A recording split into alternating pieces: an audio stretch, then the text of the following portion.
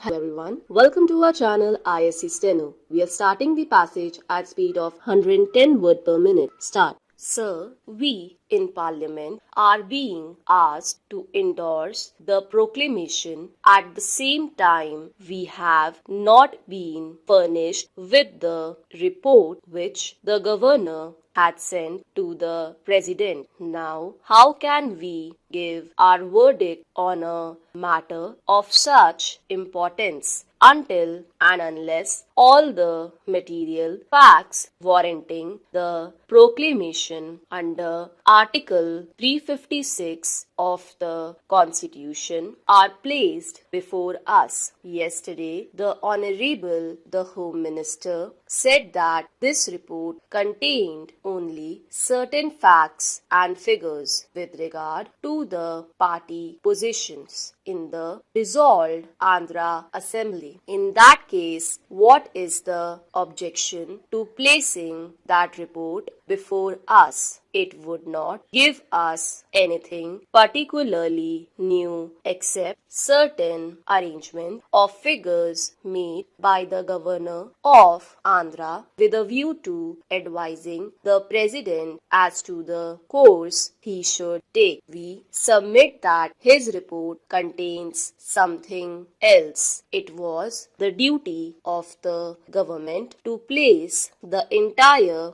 report before us for the closest possible scrutiny and the most meticulous examination by members of this House and of the other House, because this report lies at the bottom of the whole thing as far as the constitutionality of the action of the President is concerned. Therefore, I submit that a flat of the executive is sought to be endorsed by Parliament without telling us the grounds on which that plat had been exercised constitutionally. This is improper. Then, Sir, the President also says that he had considered other information received by him. We have not been told yet as to what was this other information. Neither have we been told about the source of such information. I do not know exactly on what basis the President applied his mind to the subject. We know that we cannot make any reflection on the President. He is a very wise man, and wiser still by virtue of the occupation of the presidency. But I think we can call in question whether his mind had been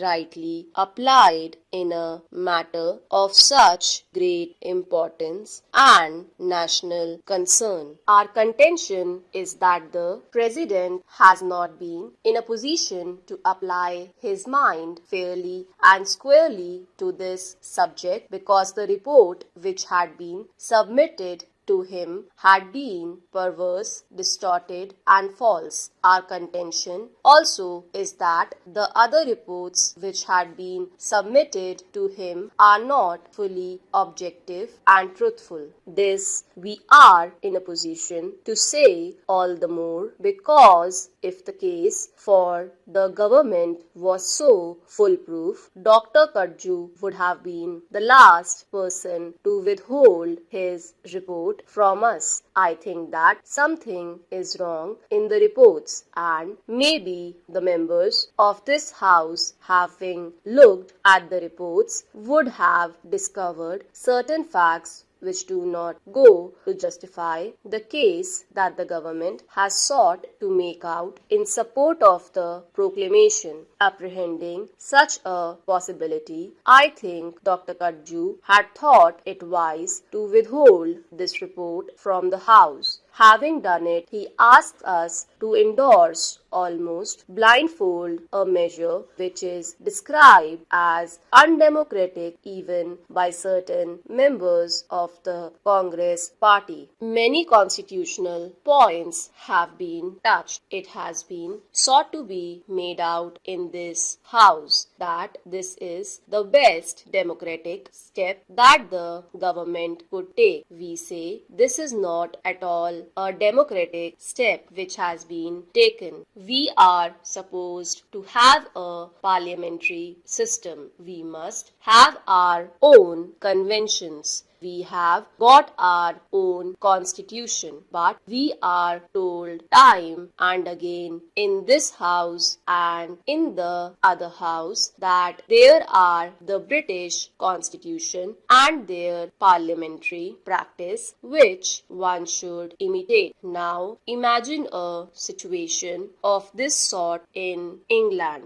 Would the Crown have taken such a measure at all if a certain party had been voted out of office by the opposition? I think in a comparable situation there, the king would have inevitably called the leader of the opposition to explore the possibilities of forming a government. Without doing it, he would have never taken recourse to extraordinary measures like this. If this method had been resorted to in the United Kingdom, a serious constitutional crisis affecting not merely the internal politics of the parliament but the political life outside would have ensued. In France, for instance, there are many parties. No party by itself enjoys an absolute or a comfortable majority. What happens there? Ministry is formed and there we find the president takes upon himself the responsibility of exploring ways and means of finding whether any particular party or any leader of any party is in a position to present a government which would command the confidence of a certain majority in the Chamber of Deputies. Without resorting to that objective test, he does not take recourse to extraordinary measures. In the present case, I say this objective test has not been at all applied. One may or may not have certain feelings. Stop.